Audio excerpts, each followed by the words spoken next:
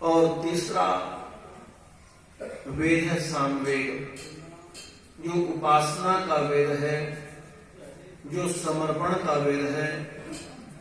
अर्थात यहाँ व्यक्ति के हृदय के अंदर समर्पण आ जाता है, अपनत्व आ जाता है और अधीश्वर देवी परम पिता परमात्मा का यथार्थ स्वरूप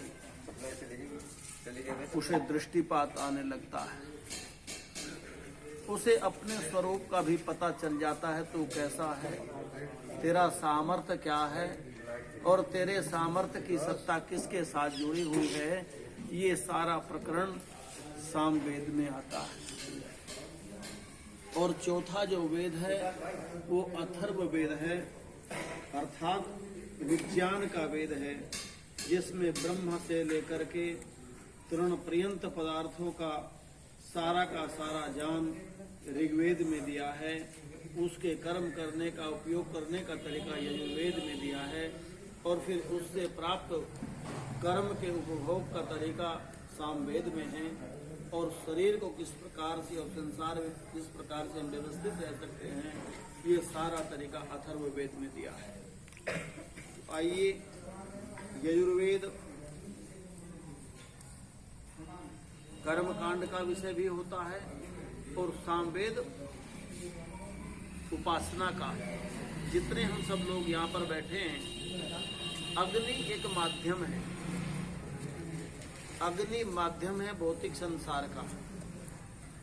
शरीर को चलाने का भी माध्यम अग्नि है, विचार करने का भी माध्यम अग्नि है और क्रोध का भी माध्यम अग्नि है। अग्नि के बगैर कोई भी काम संपन्न नहीं होता।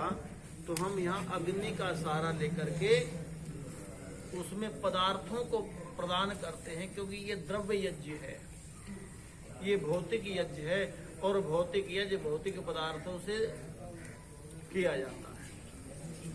और भौतिक पदार्थों को किस प्रकार से हम सूक्ष्म कर सके, उसमें अग्नि का सहारा लिया जाता है। इससे पहले हम ब्रह्म यज्ञ करते हैं। ब्रह्म यज्ञ में अग्नि का सहारा जो अध्यात्म की अग्नि है उसका सहारा लेते हैं।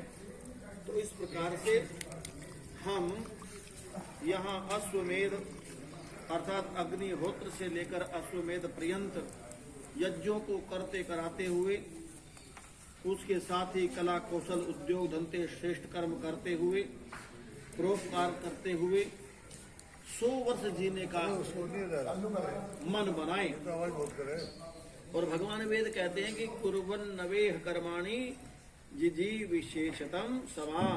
मनुष्य कर्म करते हुए 100 वर्ष जीने की इच्छा करे। कर्म भी कैसा?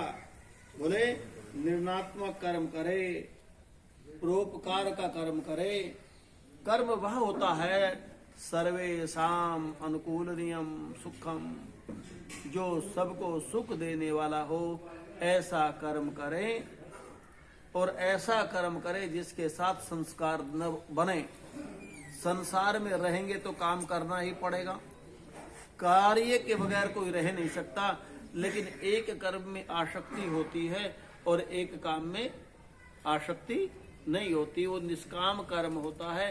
एक व्यक्ति चला जा रहा है और पैर के नीचे चींटी आ गई, तो न तो परमात्मा की व्यवस्था में कोई मुकदमा लागू होता और न राज्य की व्यवस्था में कोई मुकदमा लागू होता। लेकिन जानबूझ करके यदि उस चींटी को मसला जा रहा है तो वहां क्या होता है, वहां कर्म बन गया, क्योंकि उसका तुझे संज्ञान है, ज्ञान है।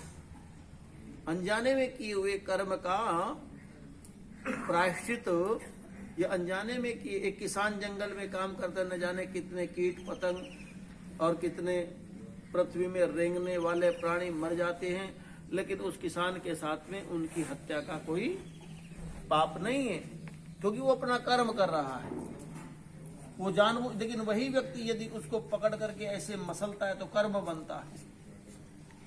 तो इसीलिए हम संसार में रहें और संसार में रह करके सारे कर्तव्य को पालन करें। लेकिन निष्काम भाव से करते चले जाएं। जैसा समय आए वैसा बरते, जैसा समय आए वैसे बरते, और जिसके साथ में यथा योग कर्म करते हुए संस्कार न बनते हुए, संस्कार न बनने देते हुए अपना कार्य करते चले जाएं, तो वो निष्काम कर्म बन जाता है। तो इन्हीं शब्दों के साथ ये यज्ञ भी कर्म ही नहीं अपितु सुकर्म है।